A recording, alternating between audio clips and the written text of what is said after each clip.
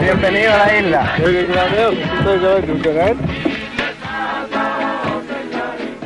La isla de Pascua es un punto de encuentro de los siglos.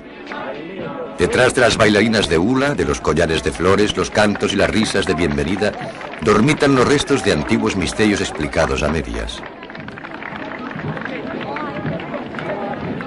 Como visitante del presente, desembarco en un continente de pasado ilimitado. Aquí, como un turista distraído o un refugiado que huye de un desastre, el pasado ha olvidado su equipaje.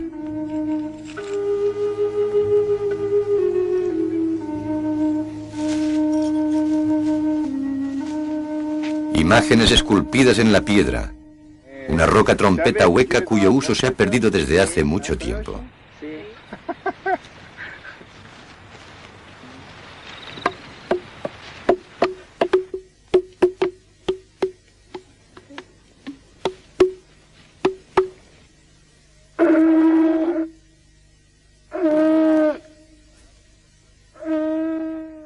Varadas en las playas del tiempo, las célebres estatuas o moais parecen esperar aún el regreso de los que las abandonaron.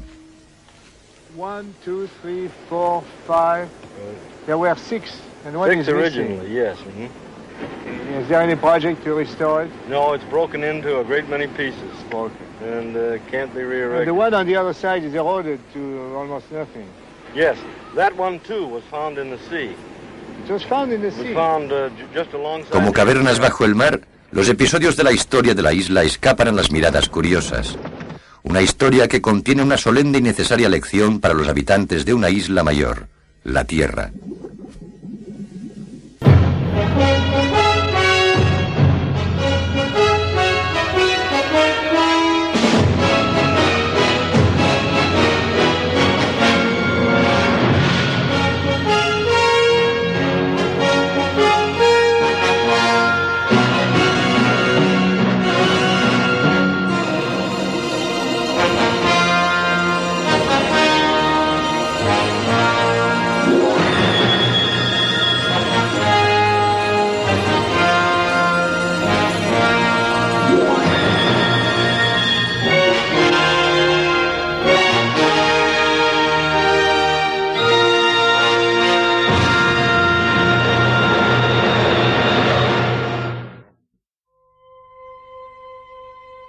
El testamento de la isla de Pascua. Olvidada en la inmensa soledad del Pacífico, a 2000 kilómetros de la isla habitada más cercana y a 4000 de las costas sudamericanas, la isla de Pascua es el hábitat más aislado y más inquietante de nuestro planeta. Perdida en el olvido, tiene un testamento grabado en la piedra.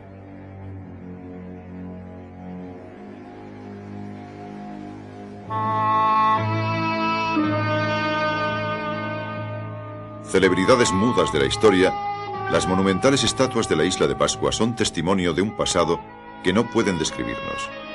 Aquí vivió y murió un modelo a escala reducida de nuestro propio mundo.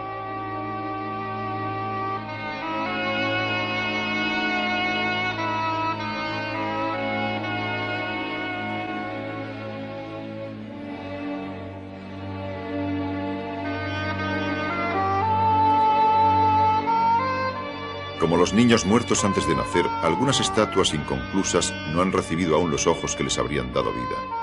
Son el auténtico símbolo de una civilización ciega que iba a destruir su propio hábitat y a morir intentando reproducirse.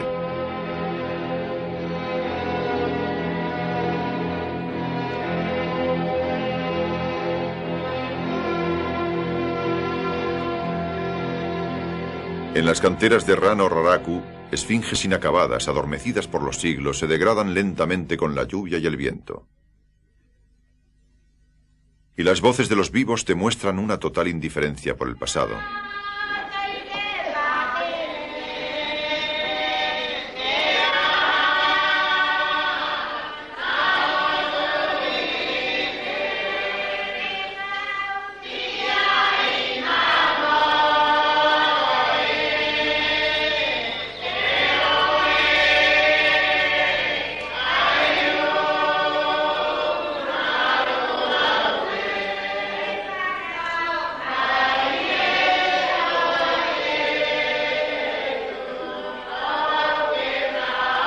Hoy, ciudadanos chilenos, en contacto con la civilización occidental, los habitantes de Pascua, nombre español de la isla, o Rapa Nui, en polinesio, han perdido hasta la memoria de su identidad cultural.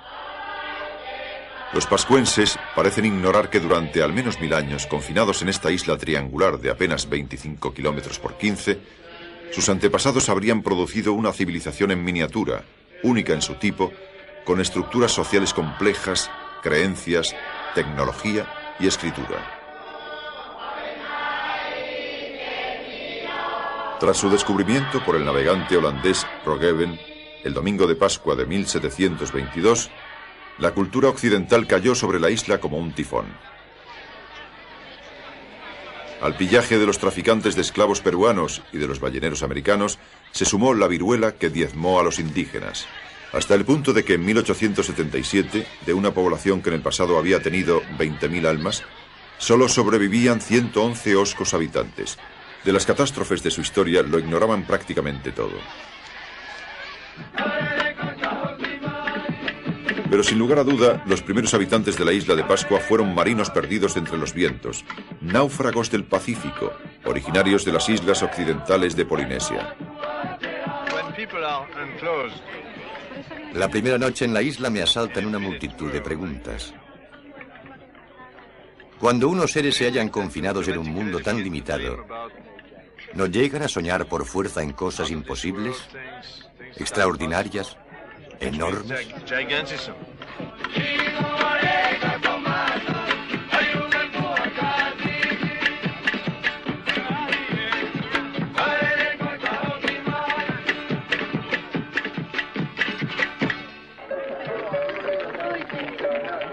There is something that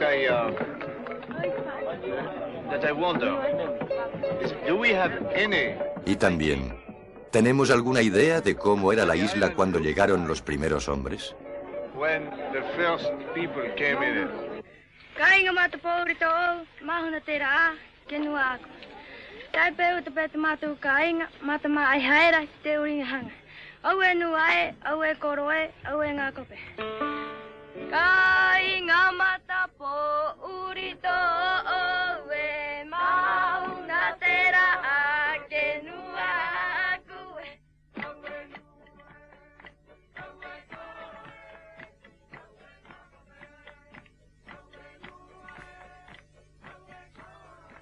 En las extrañas canciones isleñas vibra aún por encima de los tiempos y los mares, como el eco de un pasado más profundo, una voz más lejana.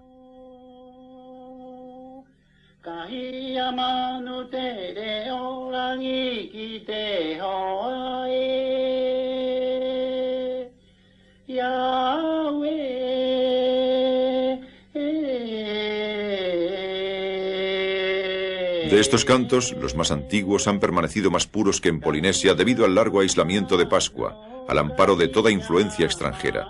Solo han podido ser conservados gracias a los esfuerzos de algunos eruditos y aficionados. El doctor Ramón Campbell, por ejemplo, médico de la isla, le hace escuchar sus grabaciones a Cousteau.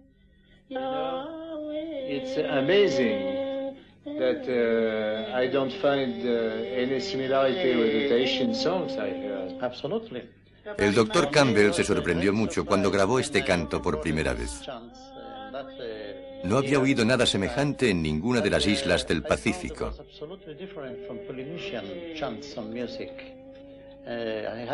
El análisis científico de esta música, dice, muestra que está muy influida por la música india, mientras las palabras han sido inspiradas por viejos poemas chinos.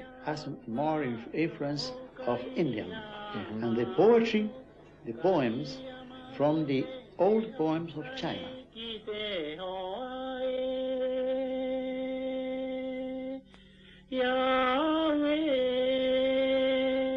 Entre los mismos isleños, solo un puñado recuerda estos cantos y los interpreta.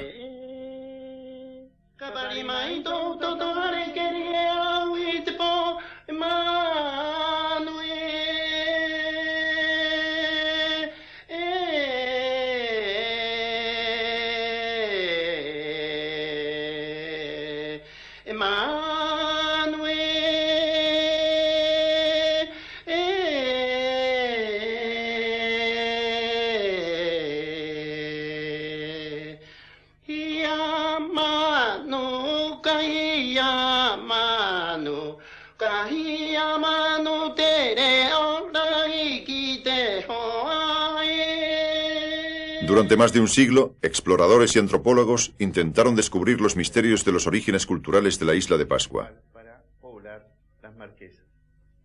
Pero de las Marquesas se puebla Hawái. El profesor Jorge da Silva, de la Universidad de Chile, traza los posibles itinerarios de las migraciones de los primeros pascuenses a través de las islas polinésicas. Estos, dice el profesor da Silva, llegaron más tarde con el legendario rey Otumatua, en el siglo VII de nuestra era. Salidos de las Islas Marquesas, donde poblaron también Hawái, Tahití y Nueva Zelanda, es probable que los primeros colonos buscaran nuevas tierras cuando las tormentas los arrastraron hacia la isla de Pascua y se vieron prisioneros de ella. Como todos los emigrantes polinésicos, habían embarcado mujeres, niños, animales domésticos y plantas que les permitieron fundar una colonia. Estos petroglifos, que representan los botes a bordo de los cuales llegaron aquí, son descritos por el antropólogo Robert Kroll. This is a petroglyph of a double-hulled, high-sterned Polynesian voyaging canoe. Se trata de un bote polinésico de doble casco, con la popa sobrelevada, dice, grabado en una piedra descubierta por el Dr. Mulloy en 1974. Con el dedo, el Dr. Kroll indica el perfil de los dos cascos del bote, así como la popa sobrelevada en la que se sentaba el jefe, el rey o Ariki. Stern of the canoe where the chieftain, the king, or Ariki rode.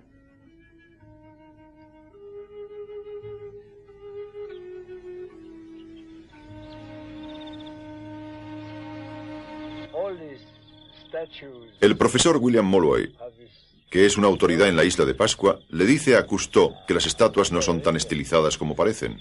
Well, within the framework of a stylized form, it's the local nose. The local people are like this. Como encuentro la nariz de estas estatuas algo exageradas, el doctor Mulloy replica que se trata de una representación estilizada de la nariz de la gente de aquí, y que después de todo la gente de aquí se parece a las estatuas. De alguna manera, estas estatuas son caricaturas de muchos isleños. En respuesta a mi curiosidad, el doctor Mulloy precisa que aquí, en la cantera del volcán Rano Raraku, hay 260 estatuas, pero que en otros lugares hay muchas más, muchas que están enterradas y tapadas debido a corrimientos del talud.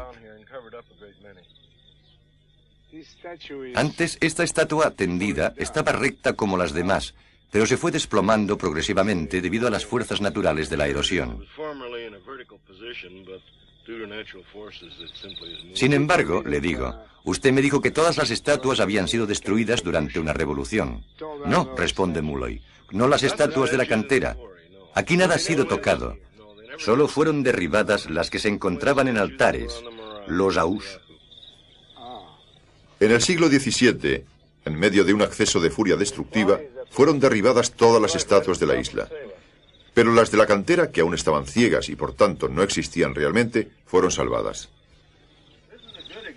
Para esculpir estas estatuas gigantes, comenzaban por desbastar el bloque que debían trabajar cavando un surco alrededor. Esculpían primero la parte superior, luego la inferior. La estatua descansaba entonces sobre una larga quilla estrecha que se retiraba en el momento del alzamiento. Para sostener la pesada estatua, se llenaba la parte inferior con tierra dura. La quilla era destruida pedazo a pedazo hasta que la estatua libre podía deslizarse por la pendiente y ocupar el habitáculo cavado en el suelo para recibirlo. Como retratos no de los dioses sino de los antepasados, los grandes moais, poseedores del mana o poder espiritual, pesaban hasta 15 toneladas.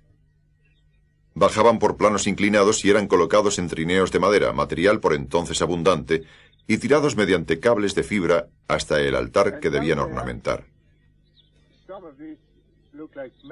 Y al final de la pendiente, las estatuas se alineaban como maniquíes en la vitrina de una tienda.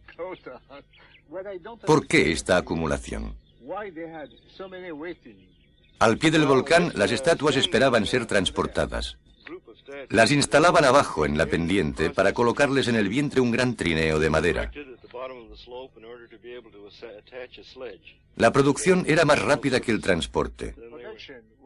Ello suscitaba retenciones en el trabajo, un embotellamiento prehistórico. Y el stock crecía, el inventario era impresionante.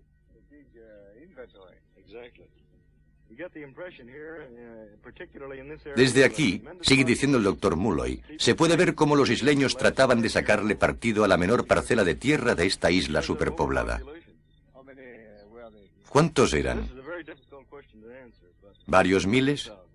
¿En esta isla perdida? ¿Varios miles? ¿Tal vez 20.000? Tal vez un poco menos. Es difícil decirlo. Pero es evidente que la tierra fue explotada excesivamente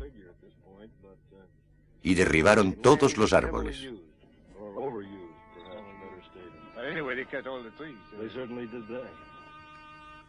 Muchas son las preguntas que uno puede hacerse. ¿Qué cataclismo asoló una isla que era fértil y boscosa? ¿Con qué fines fueron esculpidas estas figuras gigantescas, cuyo número se estima en 1 millar? ¿Por qué razón fueron derribadas?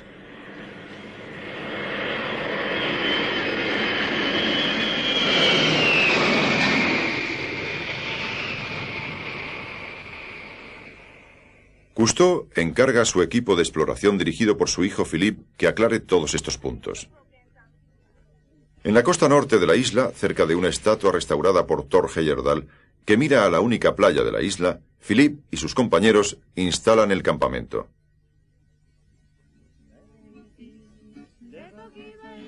Según la tradición, fue aquí donde habría desembarcado hacia finales del siglo VII el rey Otumatua y su tripulación.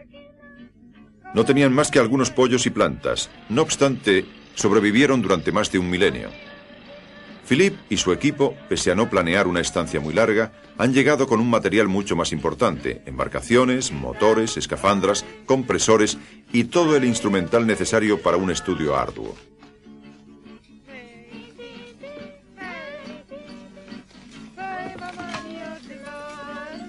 Instalados en un pequeño campo de tiendas en el que gozan del necesario abrigo, los miembros del equipo comienzan a preparar su misión.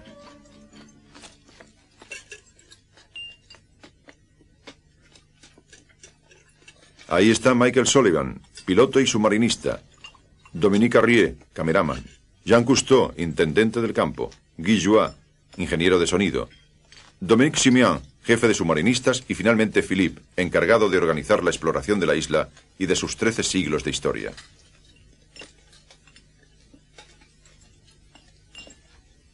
En las próximas semanas exploraremos toda la isla, tanto como su litoral marino.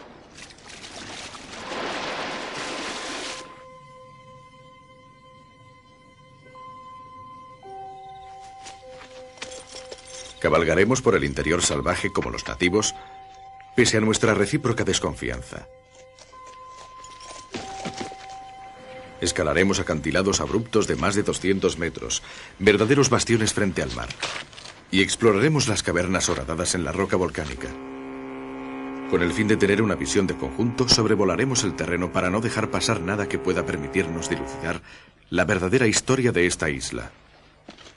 Se prepara una Zodiac, la embarcación auxiliar de la inmersión, para afrontar las turbulencias de las aguas costeras de Rapa Nui.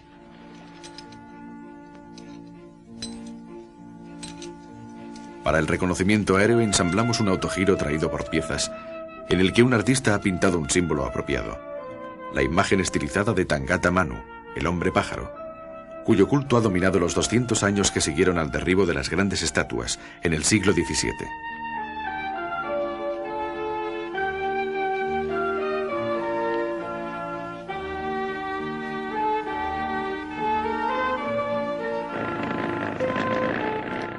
Amarrado en el frágil aparato, despego para un vuelo de prueba.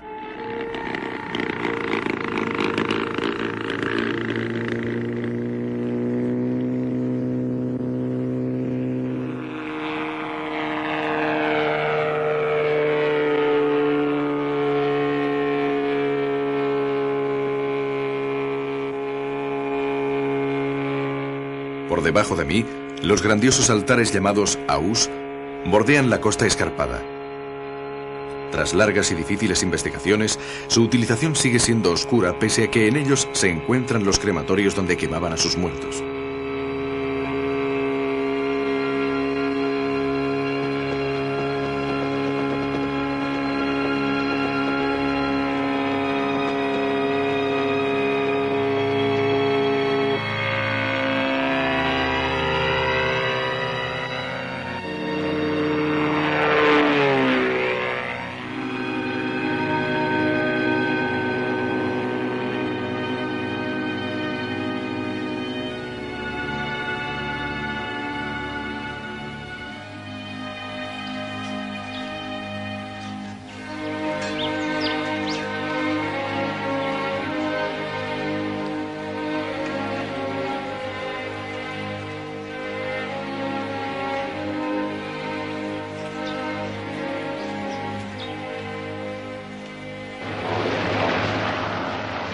Algunos especialistas adelantaron la hipótesis de que las estatuas tal vez fueron transportadas alrededor de la isla en barcos de junco.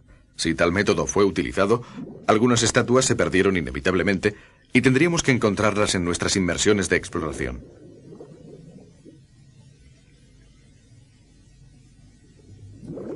En cuanto dejamos la superficie, todo está tranquilo. La luz opalescente de las lámparas solo muestra un vacío irreal. Casi nos extrañamos de llegar al fondo arenoso. Es un escalón a 30 o 40 brazas del fondo, de algunas millas de ancho, que rodea toda la isla hasta las profundidades abismales del Pacífico.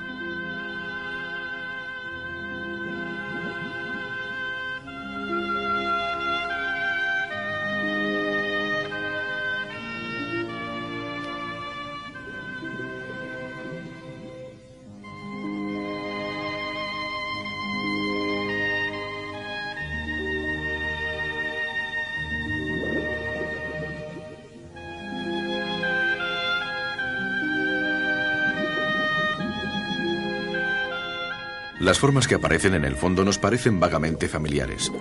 Por un momento creemos haber encontrado las estatuas sumergidas que buscamos, pero un examen más atento solo nos muestra bloques de roca volcánica horadados y cubiertos de concreciones.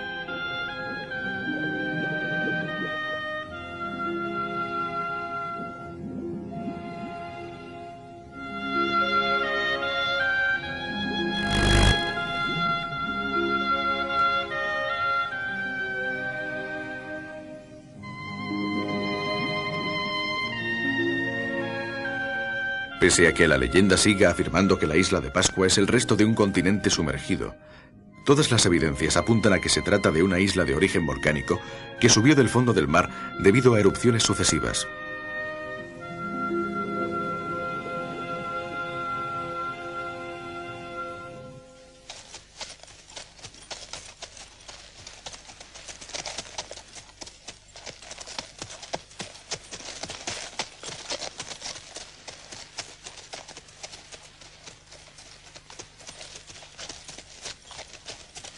En tierra, al atravesar el paisaje desnudo, los miembros del equipo tienen la turbadora impresión de que remontamos el tiempo.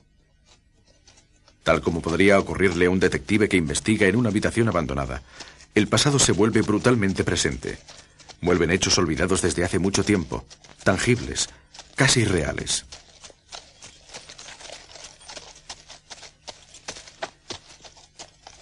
En este desierto soleado, nos parece a veces oír las voces silenciadas hace miles de años.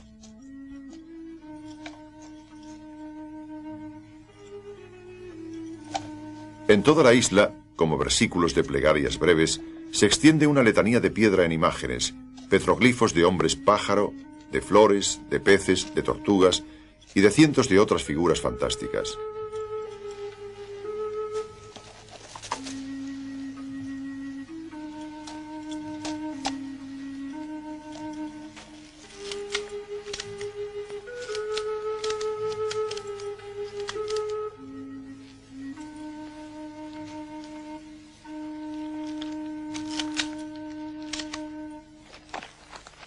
Las numerosas grutas horadadas en la roca volcánica debían servir seguramente para albergar hombres. En la mayoría de las 200 cavernas exploradas, el equipo encontró esqueletos y reliquias.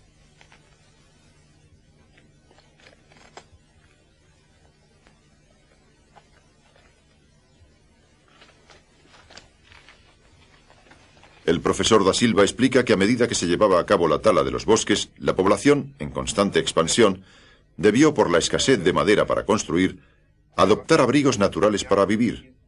Vivían y morían en esta gruta y en otras diseminadas por toda la isla. Aquí se refugiaban, vivían y también morían.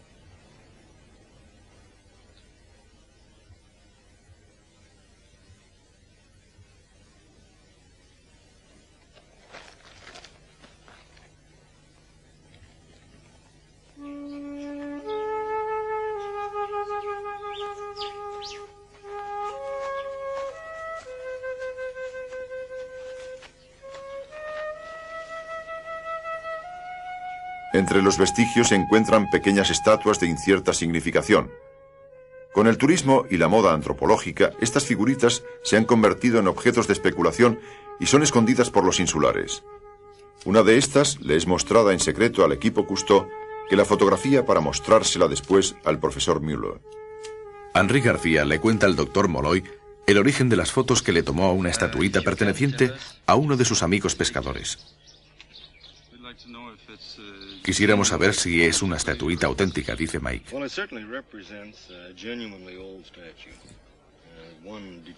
El doctor Molloy nos muestra marcas en la piedra, la longitud de los brazos y la similitud del cuerpo estilizado de la estatuita con el de las grandes estatuas.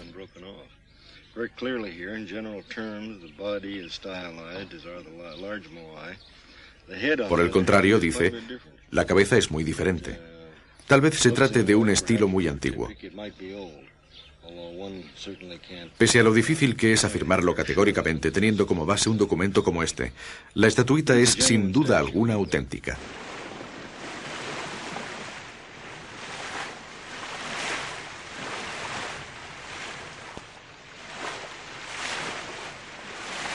¿Estáis preparados?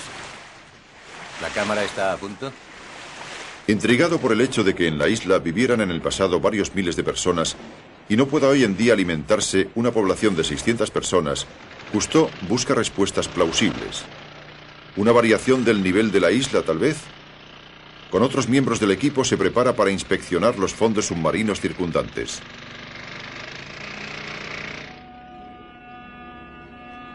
Cuando abandonamos la embarcación que flota por encima de nosotros, descubrimos rápidamente que la cornisa continental que rodea la isla está también desierta, como si el empobrecimiento de la tierra allá arriba fuera un cáncer que de año en año se propagara irresistiblemente hacia el mar. Se ven aquí y allá algunos peces, pero como esta isla carece de arrecife protector, a diferencia de los atolones del Pacífico, los primeros colonos deben haber tenido muchas dificultades para pescarlos.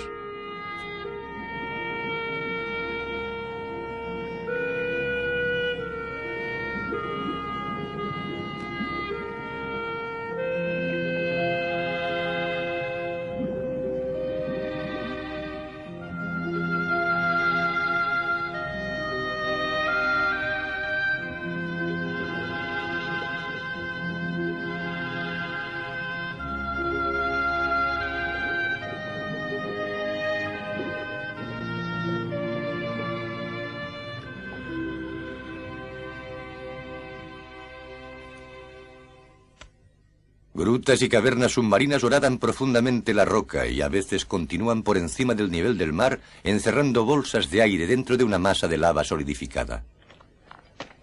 Las galerías subterráneas, formadas a medida que se enfriaba la toba volcánica, se parecen mucho a las que hemos explorado en tierra. Con una diferencia muy importante, las cavernas submarinas no contienen ningún vestigio de ocupación humana.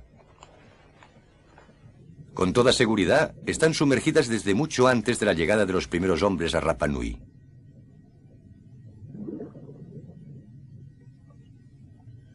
De nuevo, como en cientos de otros importantes yacimientos del pasado, pienso que la Tierra es un organismo vivo, un sistema de fuerzas estrechamente solidarias, de frágil equilibrio, de constante fluctuación. El mar y el acantilado, el árbol y el desierto. Aquí, en la isla de Pascua, tal vez los seres humanos interfirieron en el proceso natural y descubrieron, aunque demasiado tarde, que las heridas infligidas a la naturaleza cicatrizan mal, en el caso que alguna vez cicatricen.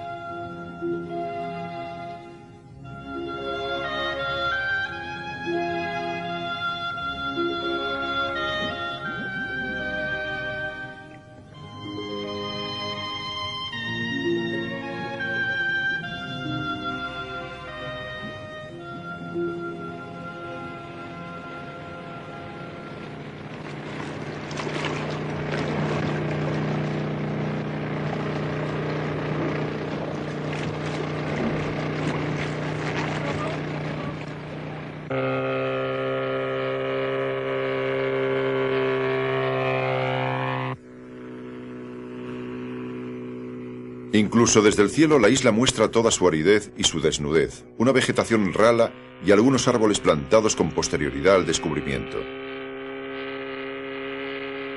Muchos índices y testimonios afirman, no obstante, que los primeros colonos encontraron al llegar bosques lujuriosos.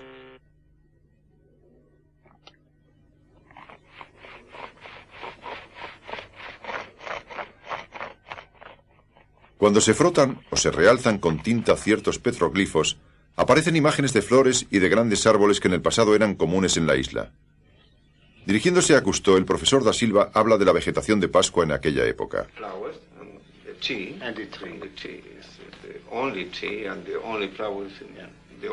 Los petroglifos muestran flores y grandes árboles. Es un elemento esencial para la historia de la isla, ya que cuando fue redescubierta no quedaba prácticamente ningún árbol. When the island was rediscovered, there were practically no tree left. Yes. The eucalyptus that we see have been planted thereafter by the company.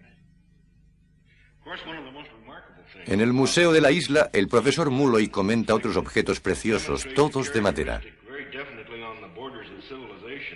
Lo más sorprendente respecto de la isla de Pascua, dice, es que se trata de un pueblo que está en los límites de la civilización. Un pueblo que poseía una lengua escrita, grabada en tabletas de madera como esta.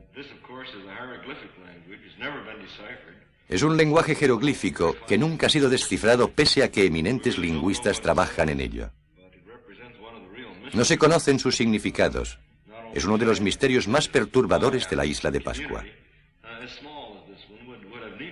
Uno se pregunta por qué una comunidad tan pequeña necesitaba una lengua escrita. Antiguos relatos mencionan la existencia de varios miles de estas tabletas, conservadas en bibliotecas en manos de los curas. Quedan muy pocas hoy en día. De hecho, no quedan más que 26 en el mundo entero. Es esta escasez de ejemplares lo que hace que el descubrimiento de su código sea tan difícil.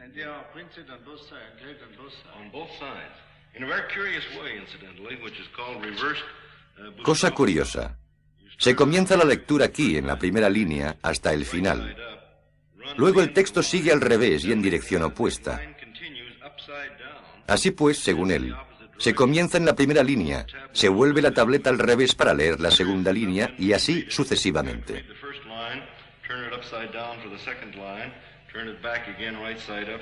La lectura requiere un giro constante de la tableta. Quemadas como leña para calentarse o como vestigios del paganismo, hoy en día quedan poquísimas tabletas de jeroglíficos. Estos textos, indescifrables, grabados con esmero, tienen una sorprendente similitud con la escritura simbólica del Valle del Indo, en el sur de Asia.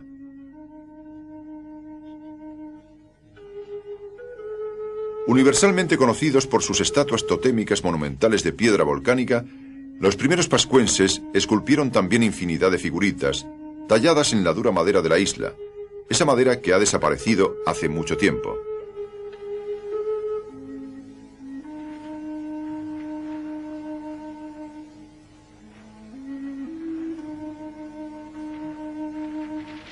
Incluso los restos de las primitivas viviendas demuestran que usaban profusamente la madera.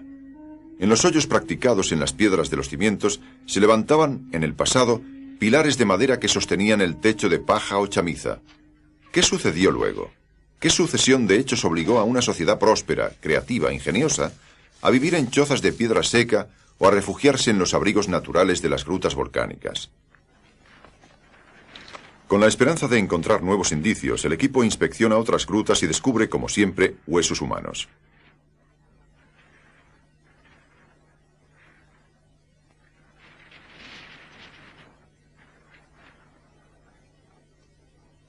Esta vez, Philippe, primero de la cordada, sube con algunos compañeros los abruptos acantilados que dominan el mar por el flanco norte de la isla. Mientras ellos toman el camino de la escalada hacia el lugar de la cita, la base de la muralla natural, otro grupo llega allí por mar para descargar material pesado y provisiones.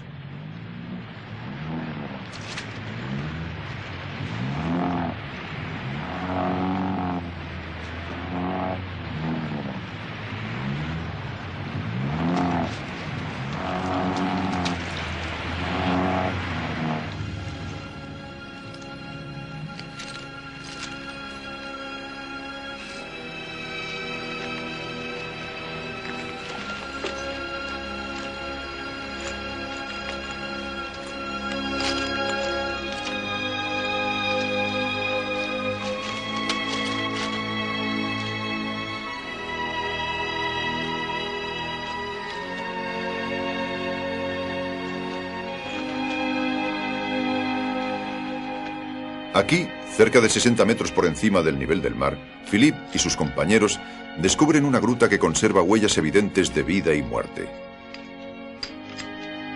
Contiene osamentas, aunque aquí su presencia debe tener una significación diferente.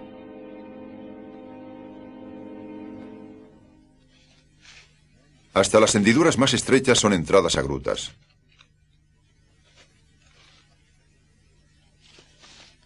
¿Por qué venían aquí los pascuenses? ¿Para llevar a cabo algún rito secreto? ¿O para dejar a sus muertos, esos muertos que ya no quemaban como en los primeros tiempos? ¿O venían por sus propios medios para morir? ¿En qué consistía el terror? ¿Cómo explicar si no el cuidado de sus ocupantes para disimular toda huella visible de la existencia de las grutas? ¿Por qué habrían bloqueado las entradas para que solo pudiera pasar un hombre a la vez? ¿Cómo explicar, si no, que aquellos hombres hayan buscado refugio en estos nichos tan inaccesibles como topos, huyendo de la mirada del halcón?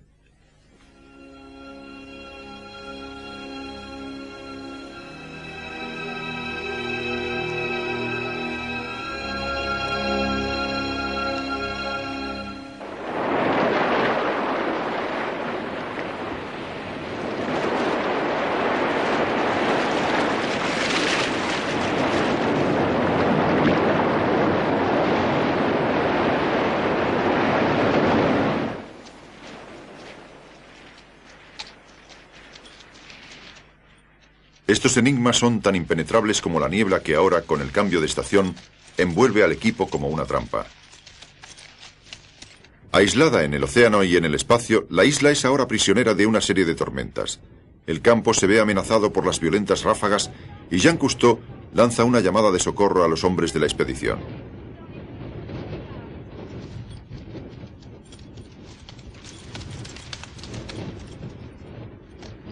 Vuelven precipitadamente y aseguran el amarre de las tiendas. Los primeros colonos de este fragmento de tierra perdida lucharon posiblemente así contra los elementos. Pero contra un enemigo más temible, ellos fueron incapaces de protegerse.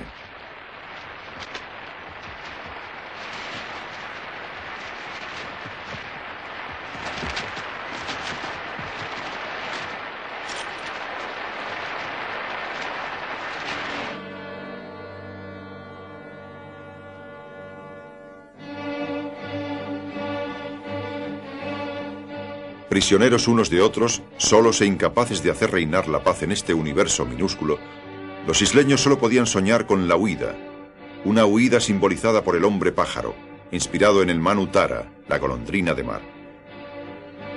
Tras el derribo de las estatuas gigantes, el hombre pájaro se convirtió en objeto de culto y encarnó también una nueva forma de tiranía, la de los más fuertes.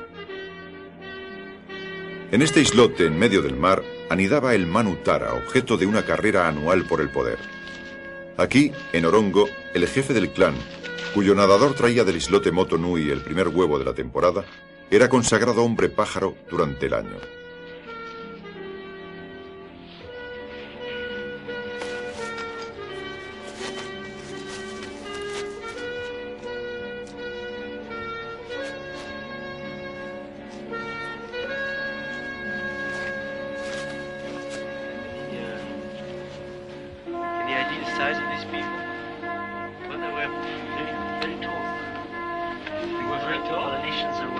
El profesor Gonzalo Figueroa le explica a Philippe el culto del hombre pájaro. The chiefs and the priests of different lineages used to come here every year by the beginning of the spring, and they stayed here. Los jefes y los sacerdotes de las diferentes tribus, me dice el profesor Figueroa, se reunían aquí cada año al comienzo de la primavera. Sus campeones respectivos, los mejores nadadores, debían ir en busca del primer huevo de Manu Tara, es decir, de un pequeño pájaro migrador.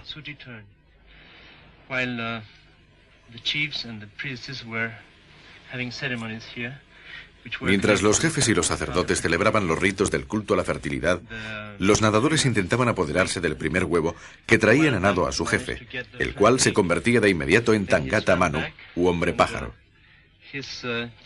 Would become immediately the Tangata Manu or the Birdman. That gave this man and his lineage or tribe a lot of power. Este título confería al jefe y a su tribu un gran poder mágico y religioso. Se servían de él para hacer la guerra a las demás tribus que vivían aterrorizadas por el poder especial del Tangata Manu, el hombre pájaro.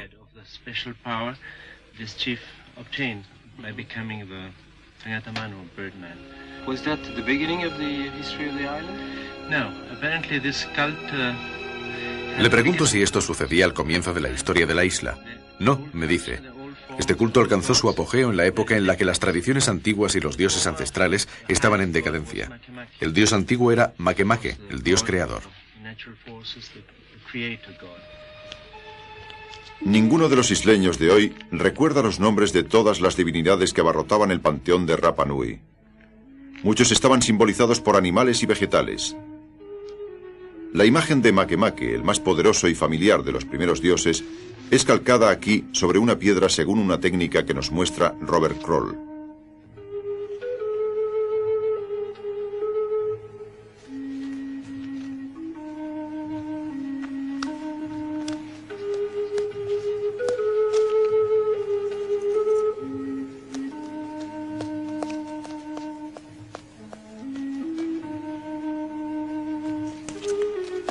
Contrariamente a muchos otros pueblos primitivos, los pascuenses no imaginaban ni a Satán ni a un dios del mal.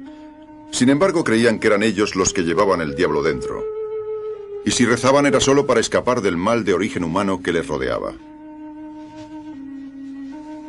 Como si la repetición pudiera dar vida y realidad a sus esperanzas, cubrieron las rocas de la isla con petroglifos del hombre pájaro.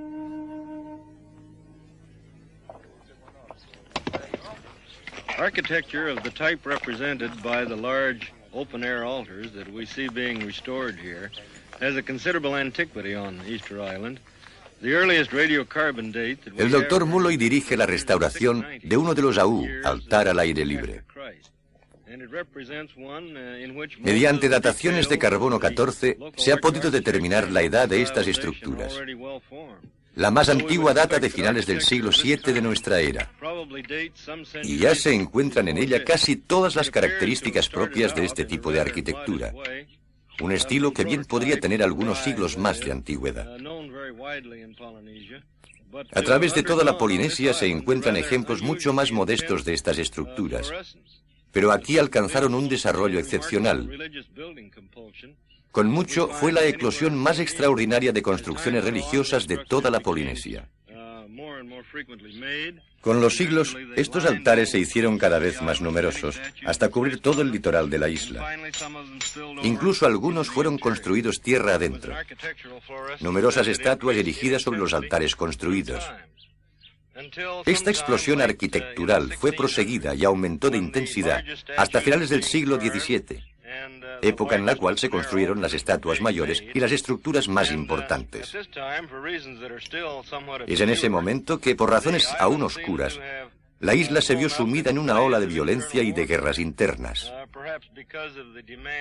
tal vez causadas por las exigencias de la clase dirigente, los sacerdotes, que querían más estatuas, estatuas cada vez mayores, el transporte de todas estas estatuas, la edificación de los altares y toda la vida ceremonial asociada al culto. De todos modos, fue en esa época que todo acabó. La mayoría de las estatuas y de los altares fueron destruidos y cubiertos por montones de piedra. Al derrochar sus energías en obras totalmente inútiles, al agotar sus recursos naturales, confrontados a la superpoblación y al hambre, provocaron el hundimiento del orden social de la isla. En medio de la violencia y el caos, las grandes estatuas, símbolos de un orden obsoleto y ahora odiado, fueron derrumbadas con los cuellos rotos. El profesor da Silva cuenta que este moai provenía de las canteras de Ranu Raraku y que era el más grande de todos los que se habían erigido nunca en la isla de Pascua.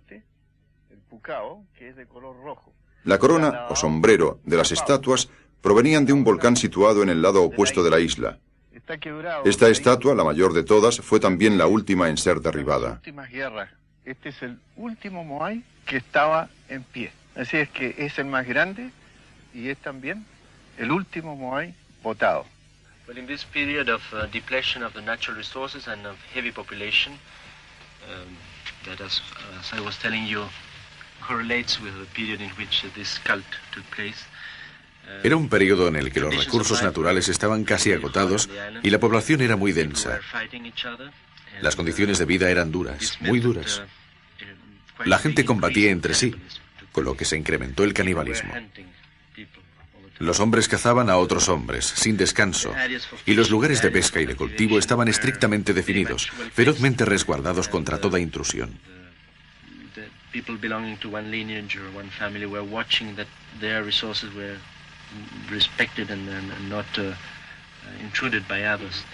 Si un forastero se aventuraba en ellos, se le mataba y devoraba.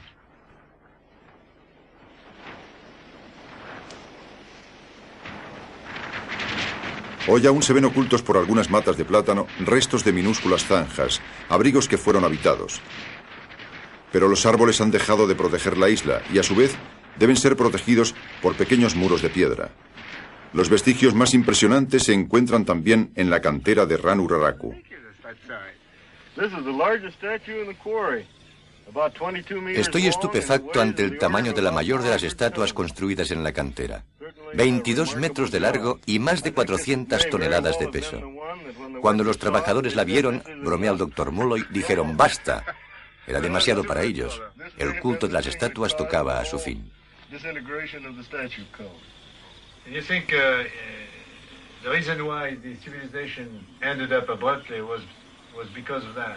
¿Cree que la caída de su civilización se debió a eso?, preguntó. Probablemente su cultura tenía que cambiar para sobrevivir. Es lo que sucedió con la llegada de una nueva religión, una religión que les parecía muy fácil de soportar, el culto del hombre pájaro.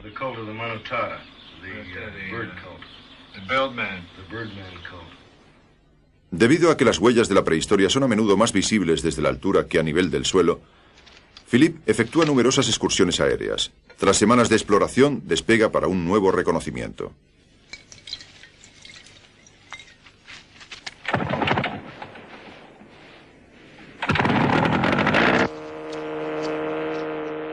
Pero esta vez el vuelo tendrá para él consecuencias trágicas.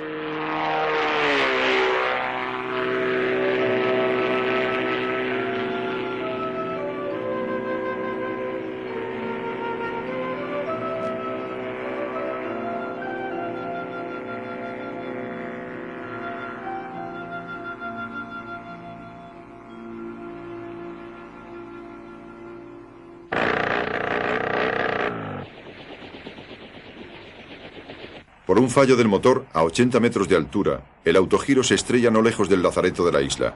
Encontrado por los leprosos, Philippe es transportado para recibir auxilios médicos. Después, en el crepúsculo, Michael Sullivan y Dominique Simian examinan el lugar del accidente.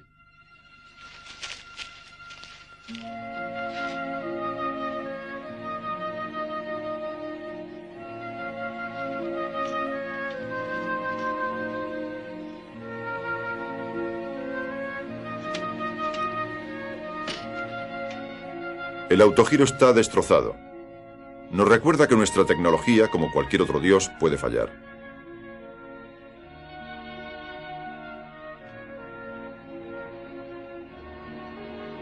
Algo menos dañado que el aparato, Philippe sobrevivirá. Tras varias operaciones y un año de cuidados, volverá a ser casi el mismo.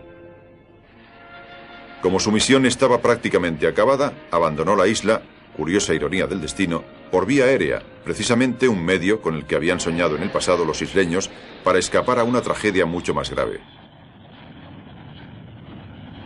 Incluso el mar, del que ellos se sentían prisioneros, es ahora más hospitalario con los submarinistas que lo que fue nunca con ellos.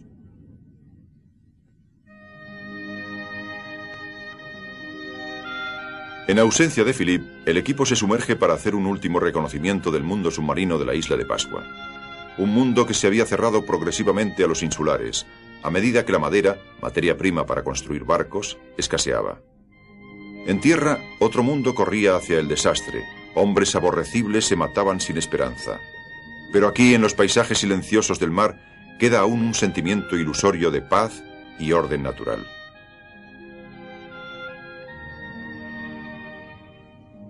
También aquí, presas y depredadores se relacionan en medio de un equilibrio que cambia constantemente, compañeros instintivos que, a diferencia de los hombres, escapan rara vez a su destino.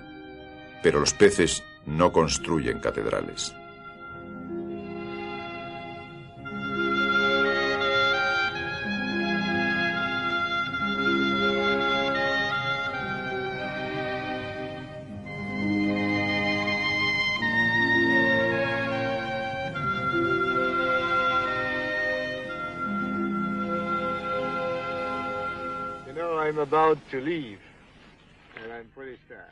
Debo partir pronto y me siento triste, le digo al doctor Mulloy. Sí, la isla también tiene una historia triste, responde. Es la imagen de una cultura elaborada en el aislamiento más completo y que desemboca en una destrucción casi total. Figuras espectrales de un universo desolado. Tal vez las monumentales estatuas transmitieron en el pasado un poder espiritual, el mana, a esos lejanos antepasados, a los descendientes de su clan, a unos hombres que tenían fe en sí mismos. Pero hoy ya no queda nadie en la isla de Pascua que pueda creer. Reliquias sin alma, de una fe que fracasó. Sus ojos ausentes no expresan ni recuerdo ni esperanza. Pero por más saqueada y desértica que esté Rapa Nui, por desesperados que estén sus habitantes, la isla nunca careció de armas gracias a la obsidiana de filo cortante. Con tales armas, los insulares se mataron hasta la extinción. Pudieron así mejorar temporalmente su miserable cotidianeidad.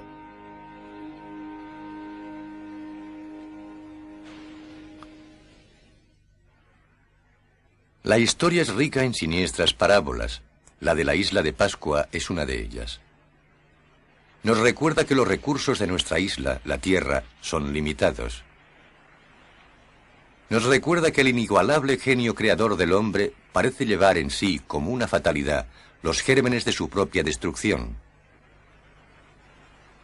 Aquí, en el corazón de un mar infinito, una célula vagabunda de vida humana echó el ancla, creó una civilización y desapareció, dejando solo un puñado de supervivientes sin ningún recuerdo consciente de lo que sucedía.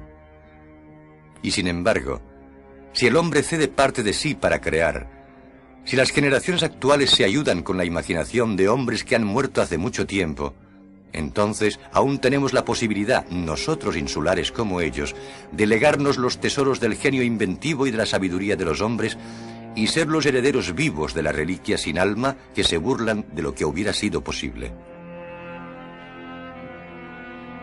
Los pascuenses quizás tuvieron razón, no somos víctimas de un dios del mal. Solo somos víctimas del mal que llevamos dentro.